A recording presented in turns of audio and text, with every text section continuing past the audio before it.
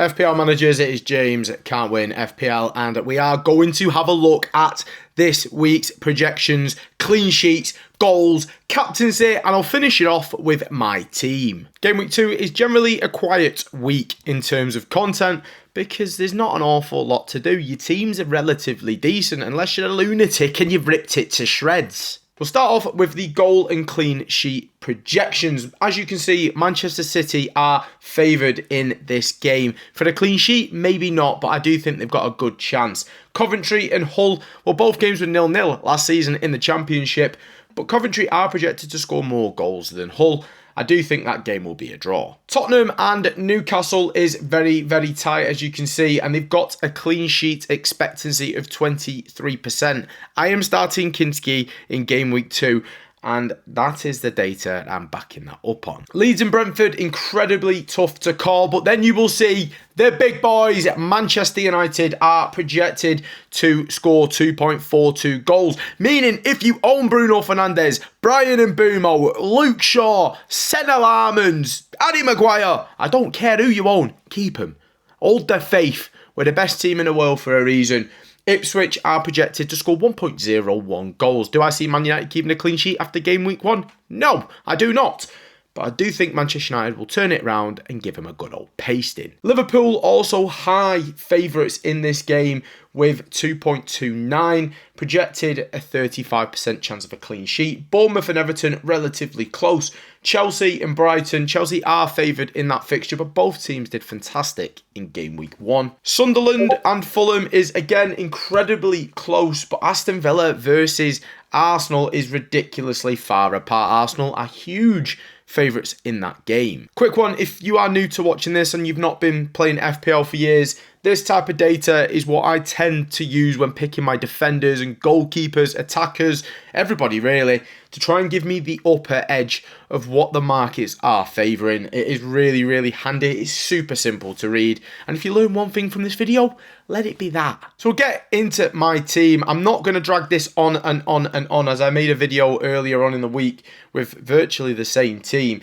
I am going to go with Kinski in defence. I think that's wise. I think it's risky going elsewhere. Ben White and Calafiori, I've got no issues starting them at this moment in time unless something crazy happens in the press conferences. But Konza is ready to start. Could it put Ben White's minutes at risk? Absolutely it could. Will it? I'm not too sure. I think both start, if I'm being honest. Harry Maguire, I'm happy to have him in game week 2. Ipswich at home is as good as it gets. Remember, when you built your team, you didn't spend weeks building it to throw it away and rip it in half after one bad game week.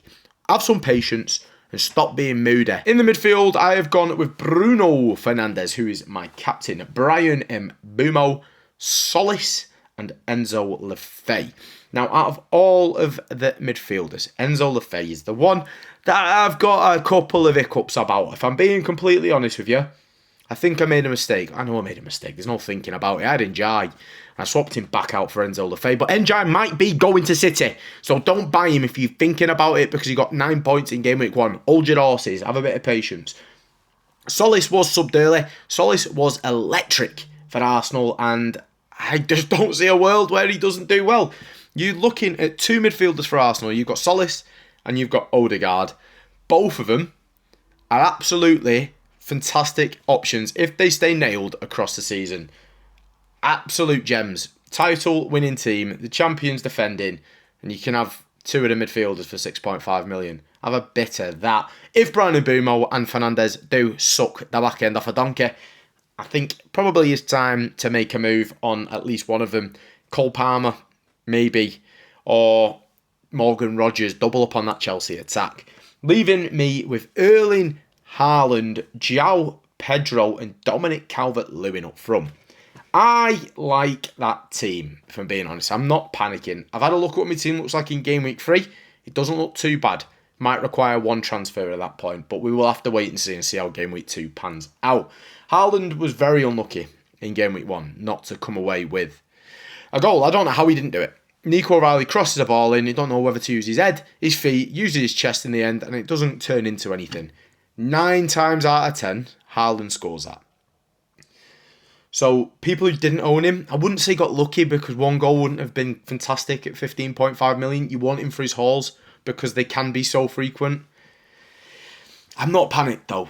I just wouldn't mind a few extra points out of him before game week 3 when a lot of managers are going to find a way to get him in when he plays Coventry.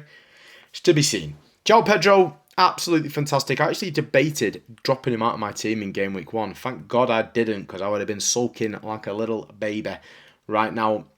For me, 90 minutes in game week 1, no European football for Chelsea. That man should have free run all season and could have an absolute belter. Could see him get 20 goals. Just saying. Dominic Calvert-Lewin. Was he good in game week 1? No. He was rubbish. Absolutely rubbish. Got 1 point. Got booked. But he got 2 assists in Leeds' last game, which fills me with confidence because he's normally a goal scorer, not an assister. Hopefully, in that game, he can do something. I'm not expecting much. To be completely honest with you, I see a 1-0 or a 0-0 in that game. I push 1-1. I don't see many goals. Both teams can defend. Both teams can attack. They're gonna null each other out. That's my opinion. Might be wrong. So on the bench, you'll see I've got Bart Verbruggen. There is a world where he could start and Chelsea don't do that well. It's just Chelsea on the attack for me, which worries me. Chelsea was so bloody good when they attacked. They just couldn't defend. That's it for me there. Aya did great in game week 1. Would love nothing more to start him. But who do you drop? I think it's Aya or Dominic Calvert-Lewin. It's one of the two. It's chasing the upside. Who's going to get you the most points?